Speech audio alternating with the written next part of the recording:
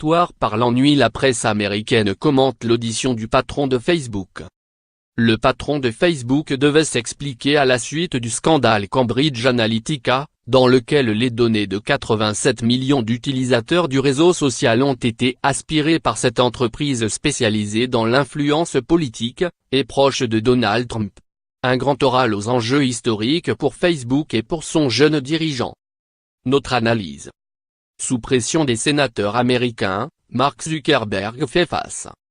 Le journaliste Josh Constine, acide, semble déçu de n'avoir rien appris de transcendant. Les réponses répétitives de Zuckerberg donnent l'impression qu'il ne reste pas grand-chose à creuser, que ce soit vrai ou non. Et il finit en assénant: les sénateurs n'avaient pas fait leur devoir, mais Zuckerberg, si. Sur Recode, autre site spécialisé de référence, le journaliste Kurt Wagner abonde dans ce sens. Je ne crois pas que quiconque ait regardé cela soit plus en colère contre Facebook après qu'avant l'audition. Et cela ressemble à une victoire. Autre raison de se réjouir, selon lui, pour Facebook. Un chroniqueur politique du Washington Post, Dana Milbank, estime toutefois que le garçon milliardaire de Facebook a laissé les questions difficiles pour les adultes. Il énumère les multiples questions auxquelles Mark Zuckerberg, expliquant qu'il n'avait pas les éléments précis en tête, s'est contenté de répondre: mon équipe reviendra vers vous sur ce sujet. Lire. Les questions auxquelles n'a pas répondu Mark Zuckerberg. Le même Washington Post, tout comme le site Vox, a toutefois mis en évidence que, finalement, contrairement aux attentes, ce sont peut-être les sénateurs qui ont donné, ce mardi, une mauvaise performance. Ce n'est pas vraiment le comportement de Zuckerberg qui a retenu l'attention, le plus notable, c'était les questions posées par les sénateurs, qui étaient, parfois, incohérentes ou confuses, sur des sujets de base, écrit Vox. Comme lorsque le sénateur Orrin Hatch a demandé au patron de Facebook: comment faites-vous pour gagner de l'argent si les utilisateurs ne paient pas pour vos services? Monsieur le sénateur, nous affichons des publicités, lui a répondu Mark Zuckerberg, tentant poliment de cacher sa stupéfaction.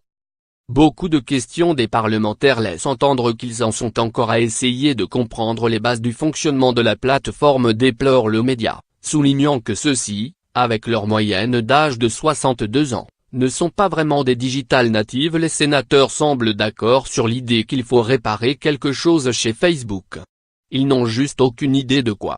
Or, souligne Vox, si les parlementaires veulent réglementer Facebook, il faudra qu'ils soient sur la même longueur d'onde sur les problèmes qu'ils essaient de régler. Même discours du côté du Washington Post: les membres du Congrès ne peuvent pas réglementer Facebook. Ils ne le comprennent pas.